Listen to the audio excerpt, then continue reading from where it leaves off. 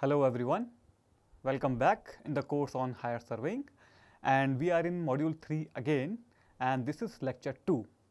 Well, in the last lecture we have discussed about reference systems for astronomy, and we say that in order to measure positions or the two-dimensional position of a star, we need to have some reference systems. Then we have defined some concepts like celestial sphere, celestial horizon, and zenith nadir, north celestial pole, south celestial pole.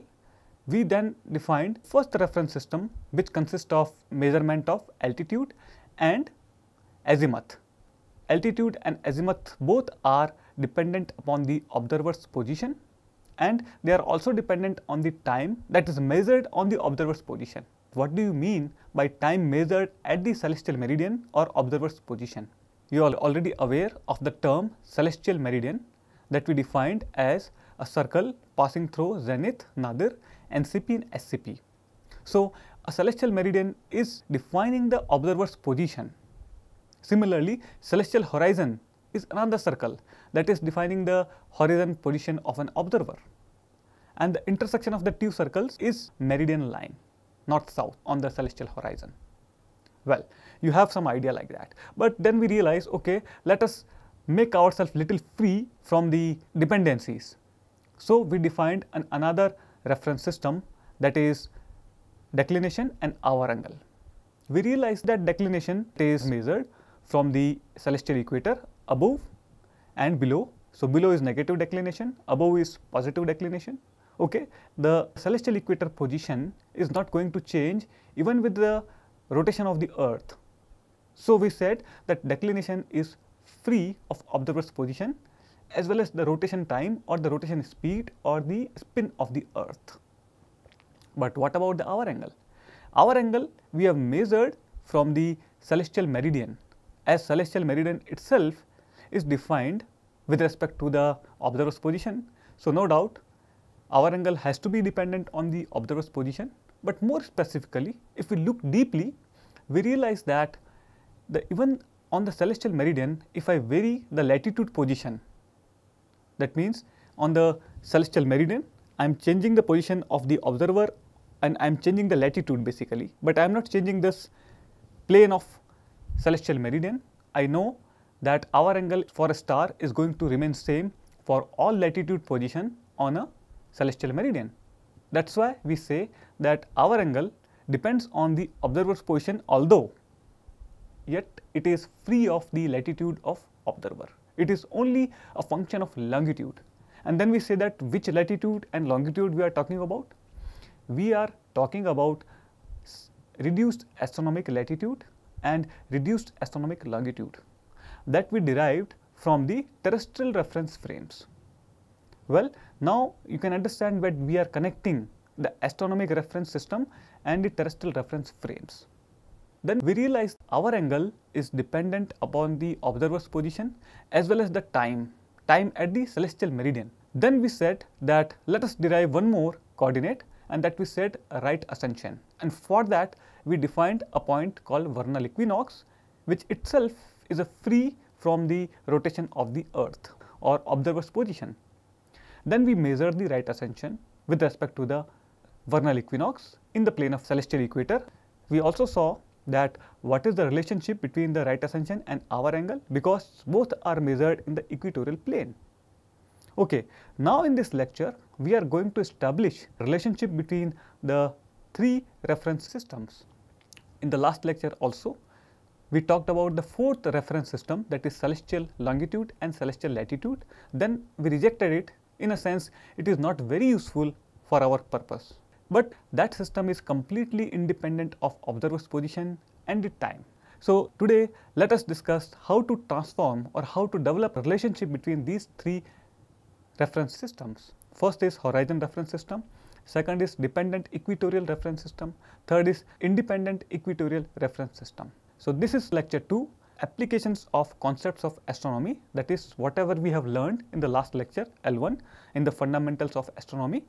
We are going to implement here to develop the relationship between the three reference systems. Let us do small revision. This is celestial sphere. So, this is zenith, nadir, okay. So, that is celestial equator, okay. So, that is the NCP, north celestial pole and south celestial pole, okay. That is celestial meridian. If you remember the circle that is passing through zenith, nadir, NCP and SCP, and also it is a great circle because it is containing the center of the earth or center of the celestial sphere.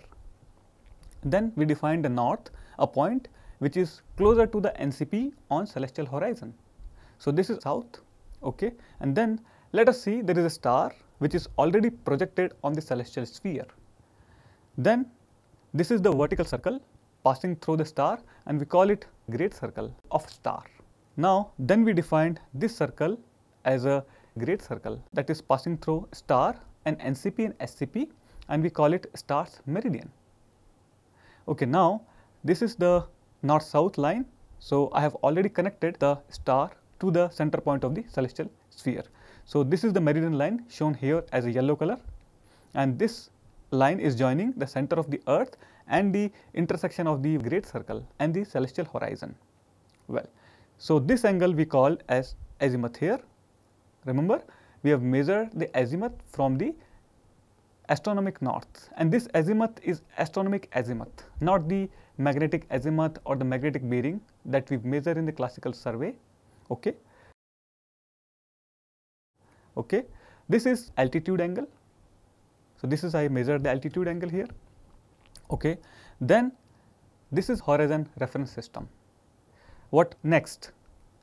So, this is the angle I call declination delta, and this angle I called hour angle that I measured from the point in celestial equator that is above the south point of celestial horizon, right. Hence, we have taken this point here to measure the hour angle, and then we said we measure the hour angle in the westward direction, positive.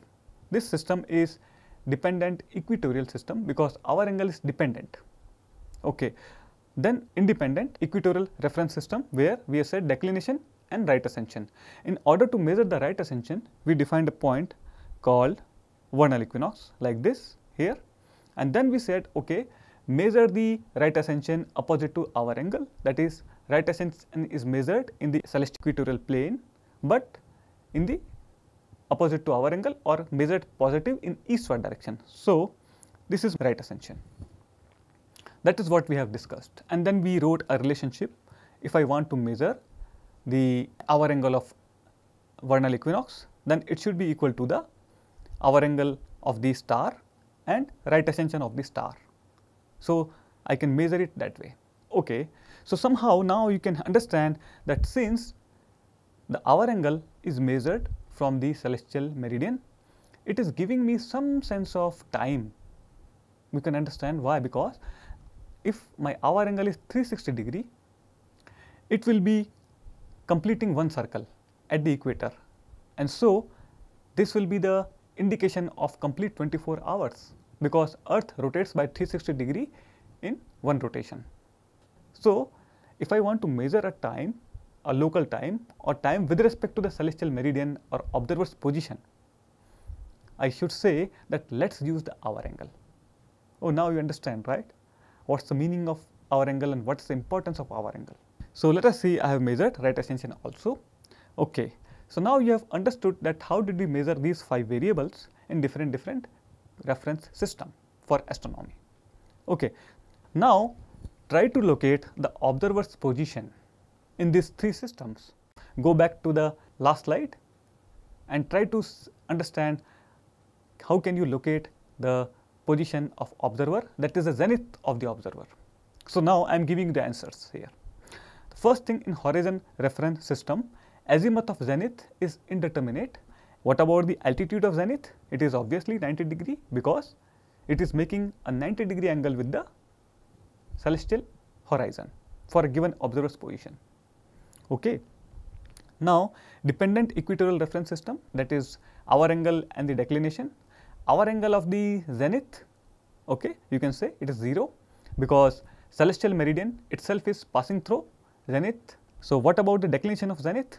It is the terrestrial latitude And more specifically, since we are using the word terrestrial latitude, I should bring the term reduced astronomical latitude or phi star that we already discussed in detail in the last module.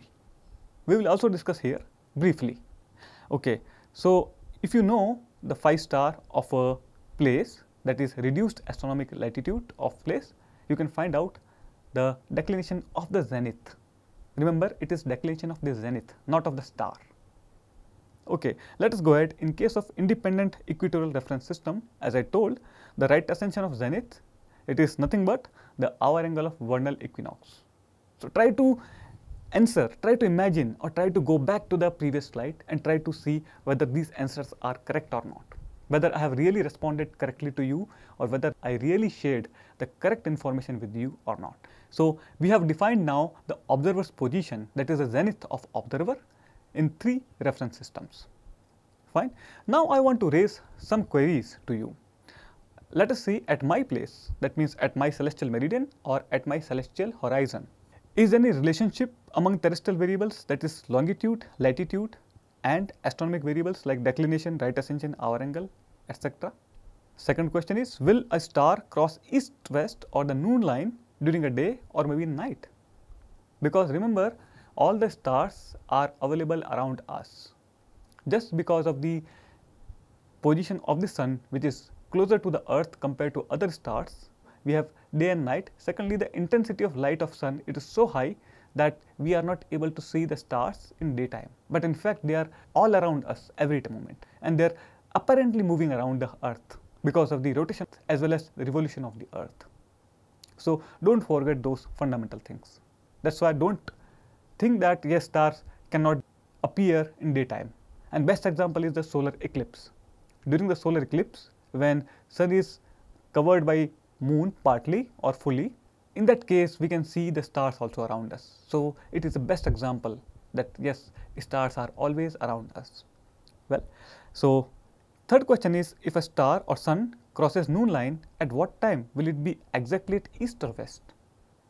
Because I have some conception about east, because if I say east is the direction where sun rises, so my meaning is, does sun really rises at the east exactly, or is it slightly here or there? You will find out sun basically rises on a certain day in a year at exact east at a given celestial horizon. On other days, it rises little sideways to north or little sideways to south. We will see all these things. So at what time star will be at maximum azimuth? Further, at what time star will be at horizon, that is sunrise or sunset? Similarly, any star can set or rise above the horizon and below the horizon. When a star or sun will be on north-south or the meridian line during a day or in night. Okay, so let us try to respond to these queries. I hope in that case we will be able to connect our reference systems. Let us see how. Before that, once again there is slight revision. You can imagine that vernal equinox is on the celestial sphere. Now you are bringing that vernal equinox location on the earth surface.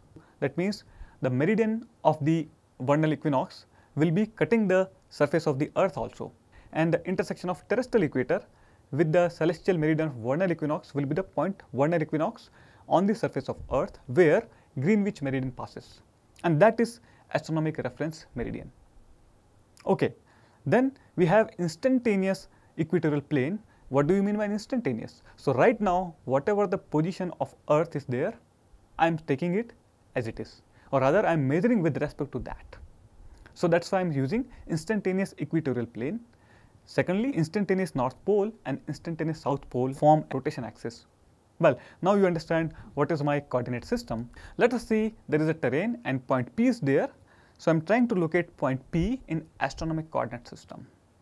Okay, so let us see, this is the plumb line, and if I extend the plumb line, I called it vertical line, right? And so sometimes it is also called vertical.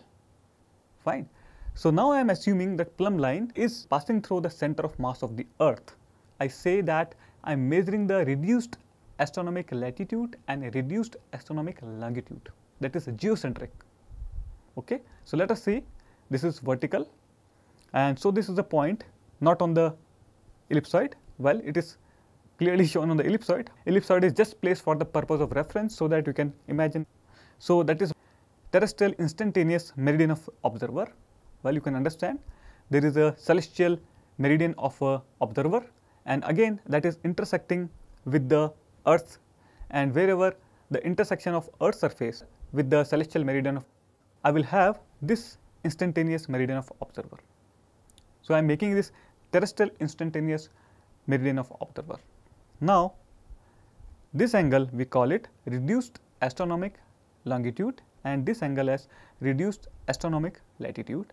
This could be a figure that you can find on some book. Now the point P is shown by 2-dimension position, lambda star and phi star. Both are capital, lambda and phi. Okay. So let us see, it was the geoid model, and for the sake of completion we are just putting this figure. It was orthometric height h and it was geoidal undulation ng. Now we have defined reduced astronomic longitude lambda star, reduced astronomic latitude phi star, orthometric height h and geoidal height ng. We have said in astronomy that there is no meaning of the height, so let us ignore this. Let us go for the interrelationship in variables. Now this is my celestial horizon, this is zenith and nadir, this is celestial equator. So this is my NCP and SCP. So this is celestial meridian, no problem till this point, we have done it many times. Okay, that is north and that is south, and the line connecting north and south is meridian line. Fine. This angle is equal to what? Now you can imagine that the instantaneous terrestrial equator of the Earth and instantaneous celestial equator are in the same plane, and as a result I measure the terrestrial latitude with respect to the equator of the Earth. So this angle which is just shown here, it is equal to the reduced astronomic latitude. Fine. I hope you can comprehend this thing. So terrestrial latitude of a place and reduced astronomic latitude are same. So now this is 90 minus phi star. Okay. Here this angle which I measure with respect to celestial horizon or above the celestial horizon. So for NCP alpha angle, the altitude of north celestial pole with respect to celestial horizon. So I am trying to measure the elevation or the altitude angle of north celestial pole at my celestial horizon. Fine. Now can you find out some relationship here? This is 90 degree minus alpha. We can see from the geometry. Okay. So I can write straight away that 90 degree minus phi star is equal to 90 degree minus alpha. And in other words, I can say at celestial horizon in north, alpha equal to phi star. What is the meaning? If I direct myself in the north direction and the celestial horizon, and then if I try to direct my eyes by an angle equal to phi star. Let us see the phi star angle or the reduced astronomic latitude of this place is 25 degree, for example. So if I stand in the north direction and try to raise my eyes or try to measure the alpha angle equal to phi star, I will get NCP, and that is nothing but the pole star, Polaris or North Star. Is it not surprising that you got the location of pole star? Okay, let us do some more exercise. What if you define the declination of zenith? Again, try to do, just stop the video for 1 minute and try to mark in this screen. Well, I will do it for you. This is my declination because declination is measured from the celestial equator. So for the zenith, this is the declination delta, and hence I can write delta is equal to the phi star for an observer, that is delta of the zenith. I have declination of zenith which is equal to the terrestrial latitude or reduced astronomic latitude. Okay, let me share clearly here. In this lecture and coming lectures of this module, we will be using the word longitude and latitude for the two terms, that is reduced astronomic longitude. That means I am going to use term longitude for a reduced astronomic longitude, and I am going to use latitude for the reduced astronomic latitude. If I want to use longitude and latitude for the Earth, I will say terrestrial longitude and terrestrial latitude. But for astronomic terms I will use directly longitude and latitude in this module. Okay. So, let us make this as a clear understanding now. Let us move ahead. Now, we have learned how to define observer's position, and we also learned what is the relationship between the variables. And now, in order to respond to the other queries, we need to first understand the spherical trigonometry. And let us say this is a celestial sphere and there is a spherical triangle made by A, B and C points on the surface of sphere. So, we can say this is angle C, which is opposite to capital C. So, this is angle C, this is angle B, which is opposite to B, and this is angle A, which is opposite to point A. Okay. I would like to say very clearly here, spherical trigonometry is not like plane trigonometry, where if we have a triangle like capital ABC, the sum of the angles will be equal to 180. No, in spherical trigonometry, the sum of the three angles on the celestial sphere will be more than 180, and the excess amount of more than 180 we call it spherical axis. Well, all these terms we are going to define here now. So, let us see, I call arc angles small ABC because they are creating arc, and basically they are measured at the center of the celestial sphere or center of the earth, small ABC, right, and that is why they are appearing as arc on the surface of celestial sphere. But on the surface we have three angles ABC that we measure in the surface of the celestial sphere. So, I call it this angle and this angle. Surface angles capital A, capital B and capital C. Remember that as I told, capital A plus capital B plus capital C is more than 180. Moreover, in this figure you may feel that angle capital C and capital B are 90 degree. Yes, this is not the proper figure, or rather this figure is used to demonstrate the spherical trigonometric concept. So, I can write spherical axis. Spherical trigonometry follows the sine rule. Small ABC and capital ABC angles are connected this way if they are defined the way they are shown in this figure. Now, we have also cosine formula, and this is written like that: cos of small a equal to cos of small b cos of small c plus sine of small b sine c and cos a. I am writing cos a in terms of small b small c, which is opposite to angle A, like this here and this. Now, sin b sin c, again I am using sin b and sin c, and then cos a here, which is opposite to the small a here, this angle here. Now, you can develop some kind of simile to write other formulas for other angles. Okay. So, let us say this is my cos a, I can write from here. Okay. One more formula I am writing for cos a similar to this line, like this. So, now you can replace small a by capital A. So, now you can write this formula with this minus sign. Be careful on this minus sign. Now, let us come to the Napier's rule, which is a special case of spherical triangle. Okay. So, let us again define angle C, B and A, arc angles, angle capital A, capital B and capital C, surface angles, and A plus B plus C is more than 180 degree, as we see in the previous slide. Now, we have a special case, that is A becomes 90 degree like this. So, one of the angles, surface angles is 90 degree, then if we consider remaining 5 angles, which is small b, small c, small a and capital B and capital C, these 5 angles are there, and if we write these 5 angles in order in 5 compartments of a circle. So, what does it mean? First, consider A is equal to 90 degree and try to put the adjacent angles. So, adjacent angle are this angle here, you see where my circle is moving, and this angle where this B is there. So, let us put them, this B and C. Now, put the remaining 3 angles in order, but put the complementary of those. That means, we will put, instead of C, I will put 90 degree minus C. So, close to B here, you see in the screen, in close to B there is a capital C. So, I will put 90 minus capital C, then 90 minus A, and then we have 90 degree minus B. Remember, for remaining 3 angles, I will put the complementary angle or 90 degree minus the value of angle. Okay, this is a very magical circle, because using this circle I can write two fundamental rules, mathematical rules. Let us see those. Now I will define one angle as my middle part, and with respect to this middle part, there are two adjacent parts and two opposite parts. So let's say with respect to B, I have these is my adjacent part, this is my adjacent part, okay.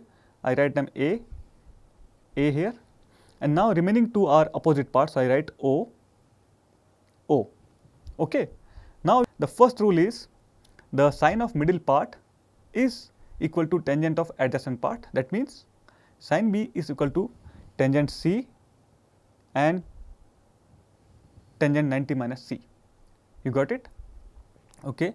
Another rule says sine of the middle part is equal to cos of opposite parts, that is cos of 90 degree minus A and cos of 90 degree minus B. Well, this is a simple rule, and now using these rules we are trying to solve some of the problems where I find at least one surface angle is equal to 90 degree.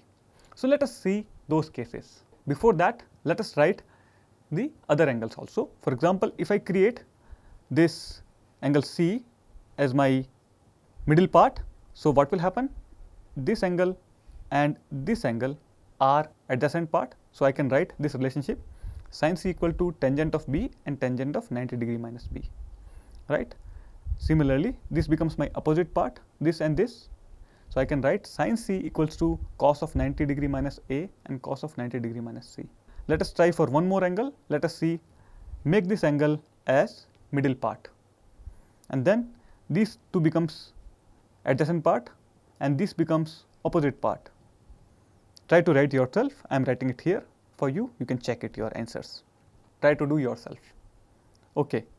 Now, before solving any question, we have very clear idea about available data and unknowns. What are the unknowns that we want to determine and what are the available data? So the available data is the star ephemerides or star almanac or star catalog. From there, we have declination and right ascension available to us according to the given day of the year and given time on the day. Now we have observer's location, that is reduced astronomical latitude and longitude as phi star and lambda star. I already know about my place. You might be knowing about your place. At least in a questions it is assumed to be known. Then we have azimuth, hour angle and altitude of the star as unknown. Why? Because I want to find out what is the hour angle or what is the time, because hour angle represents the time at which star will be at horizon. So horizon means alpha is equal to 0, altitude angle is 0, and I want to find out at what time it will be. As I already told, the sun is sometimes rises slightly north or slightly south in the year. So I want to know what is the exact value of the azimuth of sun where it is rising, it is coming above horizon or it is having alpha equal to 0 degree. So for that reason azimuth is also unknown. So let us try to find out for some of the problems. So start at the elongation. So instead of defining what is elongation in words, you can read the slide that when azimuth of star is maximum in horizon reference system, we call star is at elongation. For sun, we have maximum azimuth at east or west or north or south. At north it is 0, at south it is 180 degree, at east it is 90 degree and at the west it is 270 degree. So when it is maximum, so it is not applicable for those stars like sun which are rising and setting. Star, we are talking about non-setting stars which will never set at a given position. So let us see what is the meaning here. Okay, I have already drawn celestial horizon and celestial equator. So this is my NCP and SCP. So this is the celestial meridian. Okay, so this is north and south in celestial horizon. The star is encircling the north celestial pole in this form every day because of the rotation of the earth. Apparently it is moving in this circular track. Okay, so now we can say when the maximum azimuth is there, this is the position. Why? Because if I draw a vertical circle passing through zenith and nadir, then it is the maximum possible value of azimuth. Okay, so that is the vertical circle of the star. You can see that vertical circle is tangent to the star trajectory and hence it is at maximum distance from the north celestial pole, and so it is having maximum azimuth. Okay. Now I want to find out what could be possible value. See, this is the meridian of the star. So it is star's meridian, right? So let us see, this is astronomic triangle where this is zenith, NCP and star. As I told that this angle is 90 degree here, like that, fine, because you can understand the vertical circle is tangential to the trajectory of the star, and secondly it is at the maximum distance. So any point which is joining the NCP and the star is maximum distance and equal to radius of the circle, and radius of circle with the tangent of the circle makes an angle of 90 degree. So this angle is my 90 degree shown here. This is 90 degree. Okay, what about other angles? How do I measure the hour angle? This is the way I measure hour angle, and since it is difficult for me to show this hour angle in this figure, so I am showing other angle which is 360 degree minus h, and I am writing it h dash. So this is h dash here, right? I remove this thing. So I mark h dash here at NCP, right? And so in this figure I am also marking the angle, it is h dash. This is altitude angle of the star. So this is 90 degree minus alpha. So this is 90 degree minus alpha here. Okay. Similarly, try to see all this measurement and I am putting in the spherical triangle. Fine. So let us see, this is latitude of the place phi star, which is equal to the latitude of the NCP at celestial horizon from the direction of north, and we have already concluded it in the previous slides. Look at these slides. So this is 90 degree minus phi. So now this is 90 degrees minus phi. Okay, this is azimuth angle. This is the azimuth angle. Fine, A. Now this is angle A here. Okay. Okay, what about the last angle, which is this angle? Okay, let us see. Look in this figure here. This is declination angle which I just drawn. Again I will draw. This is declination measured from the celestial equator. So this is the declination delta of the star. So automatically this angle becomes 90 minus delta. You see why? Because the star to NCP distance is 90 degree minus delta. Okay, now we have realized that there is one surface angle which is equal to 90 degree, and where is that 90 degree? It is at the star, this angle, as I already wrote on the screen. Okay, let us go ahead. So this is the situation where this angle is 90 degree. You try to write yourself, stop the video for 1 minute, and once you write your answer, try to check with my answer. So first of all, I will draw two angles which are adjacent to 90 degree. So the one angle is this and one angle is this. So you can also write, let us see, 90 degree minus alpha and 90 degree minus delta. Remaining three angles, I will write the complementary of those. That is, for A angle 90 minus A, for H dash, this is H dash angle here. So I have 90 degree minus H dash here, and then we have phi star, because for 90 minus phi, so 90 degree minus 90 minus phi, so it becomes positive phi star. Well, can you write the Napier's rule for any angle? First of all, what do I want to know? That's most important. Okay, what is known to me? This delta is known to me and this phi star is known to me. This and this. Okay, so these two quantities are known to me.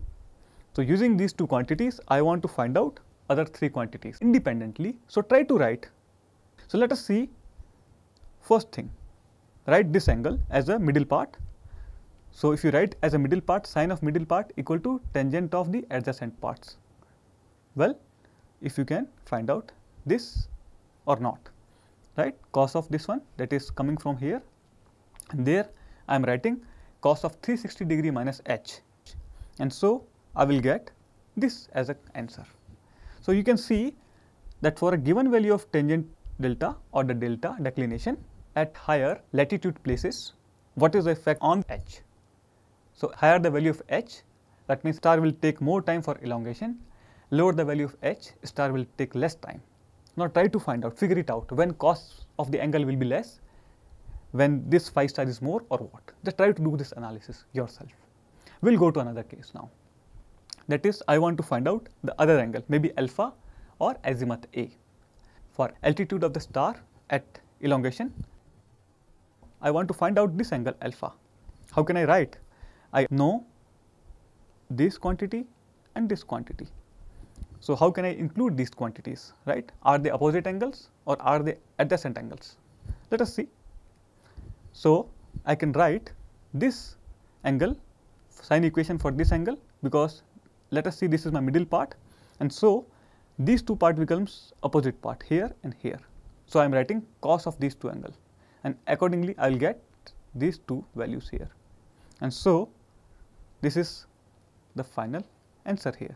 Given declination and given latitude of the place, I can find out what is the altitude angle of the star for elongation. Further, what is azimuth? Again I write the same thing here. I want to find out this angle A. So, what can I do? These two values are known to me. Okay. So, let us imagine, what can I do? Can I use adjacent part or can I use opposite parts? I will write sine of 90 degree minus delta like this equal to their opposite parts. These two angles are opposite for this angle. So, I can write this thing. Okay. So, I will get this as my final equation. Now, I can find out azimuth. So, I have already found altitude and hour angle, that means time and altitude at which the star will have maximum azimuth. Okay. So, now let us take a star at prime vertical. So, what is the meaning of that? The meaning is a star comes 90 degree to the celestial meridian. Okay. Let us see, this is celestial horizon, that is zenith and nadir. So, that is celestial equator, that is NCP SCP. So, this is celestial meridian. Okay. Now, if a star comes at some great circle which is perpendicular to this celestial meridian, the great circle that passes through zenith nadir. So, let us see east west. Okay.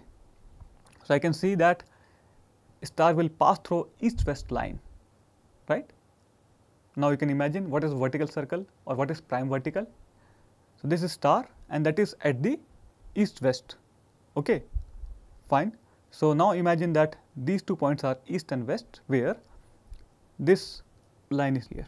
This is east and west line is fine, and that is why this vertical circle is called prime vertical, because this angle is 90 degree now. You see, it is very easy. Okay, now we realize that there is one angle that is 90 degree. I can use Napier's rule. Okay. So, what about the other angles?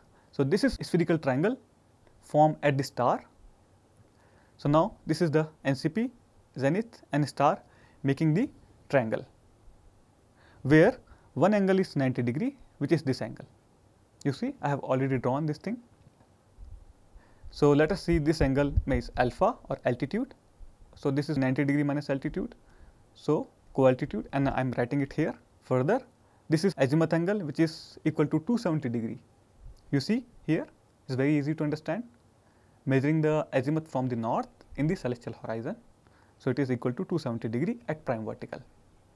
This is declination angle of the star and this is co-declination. So, this is 90 degree minus delta, and see, there is a hour angle here, H, right. So, this is H angle here in the figure, big figure. So, now I am writing it H here in the triangle. Before that, one more angle is missing, which is this angle. So, what is this angle? This is angle between the NCP and the zenith, and we already know it is co-latitude of a place. So, I have written 90 minus 5 degree. Fine. Let us go ahead. This is my 90 degree angle here. Okay. What are the adjacent angles that I should first write? So, this is 90 degree minus alpha, this is 90 degree minus phi. Rest of the 3 angles should be complementary angle. Okay. So, 90 degree minus S, S means there is a star here, S. Okay. If you go back here, we have NCP and there we have zenith,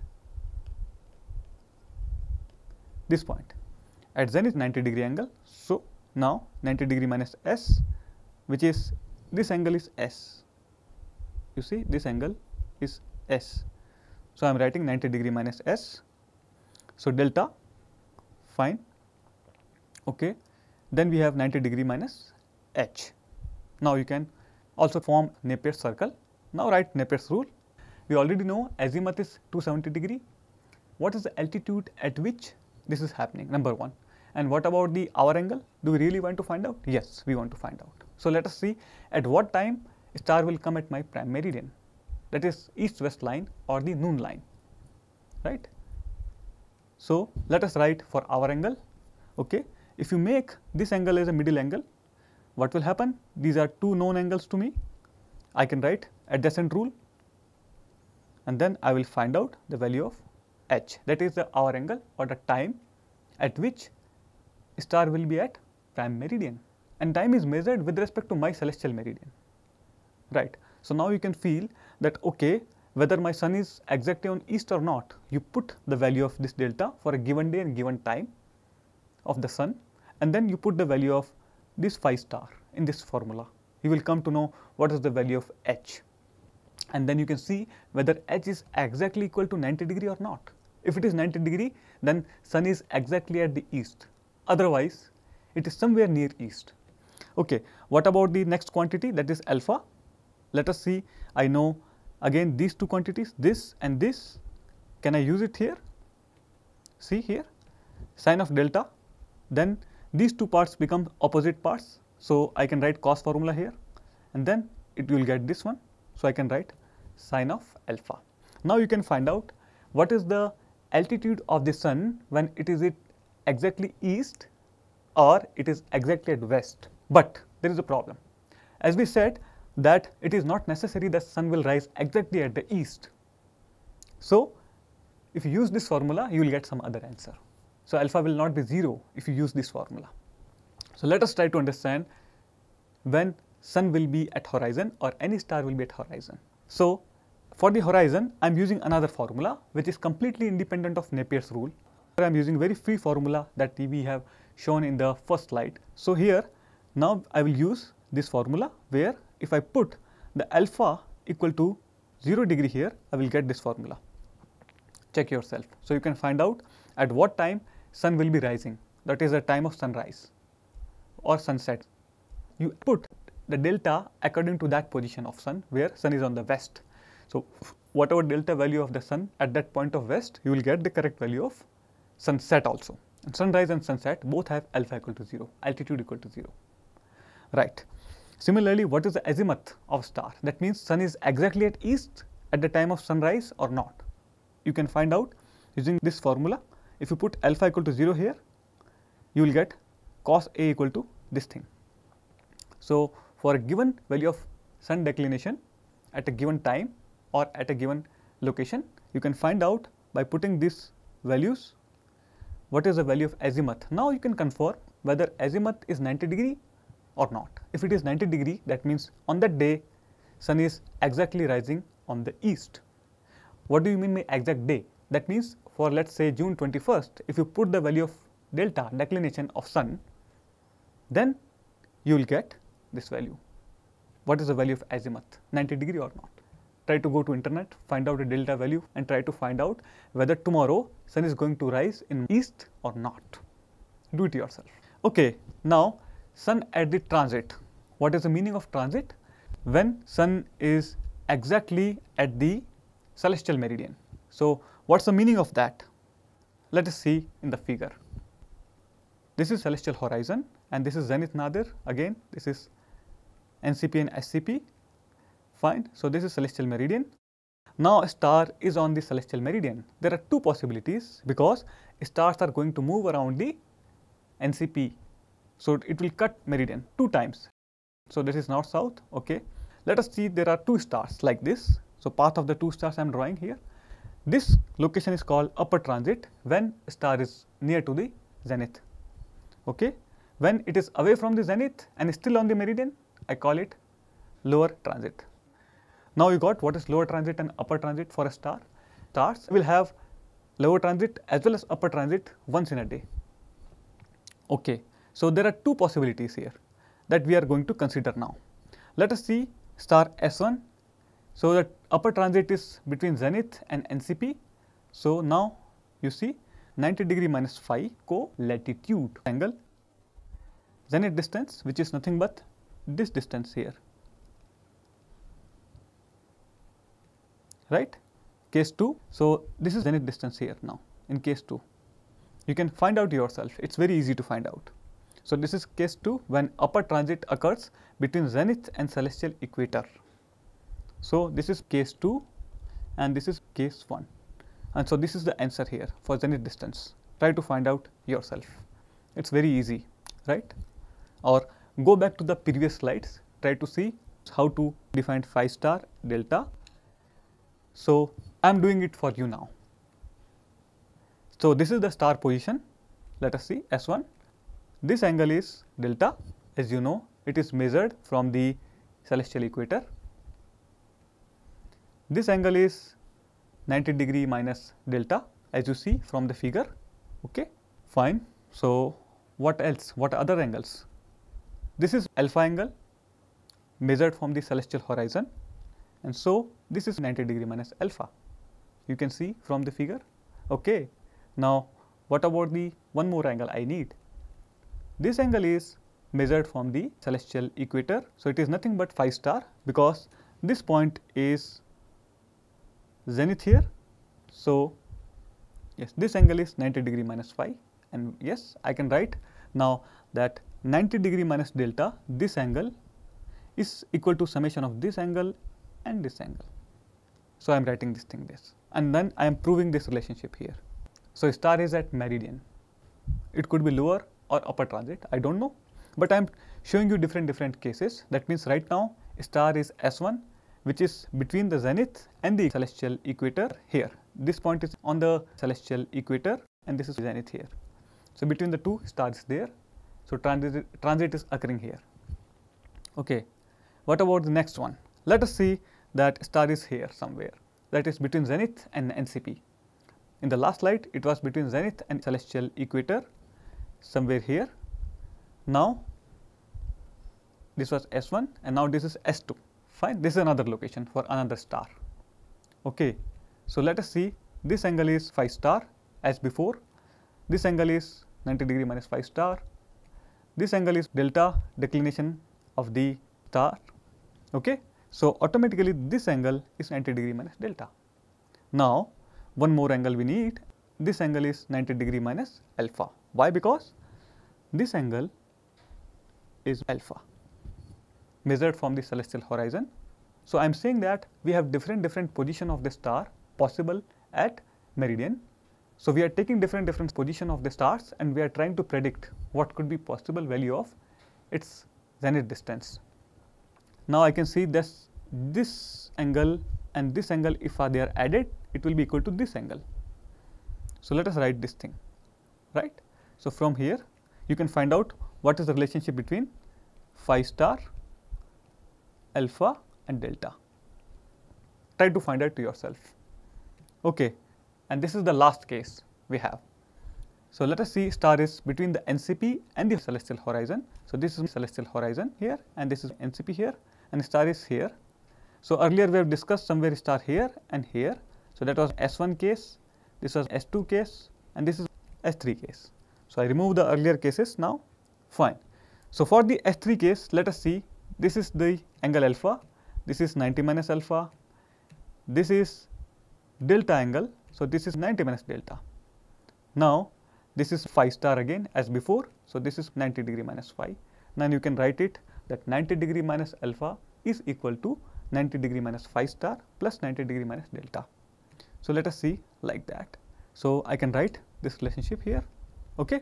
We have seen all the possible relationship between alpha, that is altitude, azimuth capital A, hour angle h and the declination delta. We have not included the right ascension for some reason.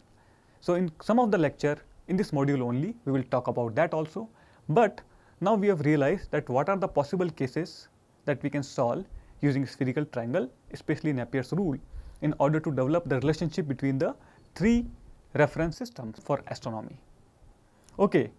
In the next lecture, we will talk more about the time using hour angle, and till then, thank you and I will welcome you in the next lecture.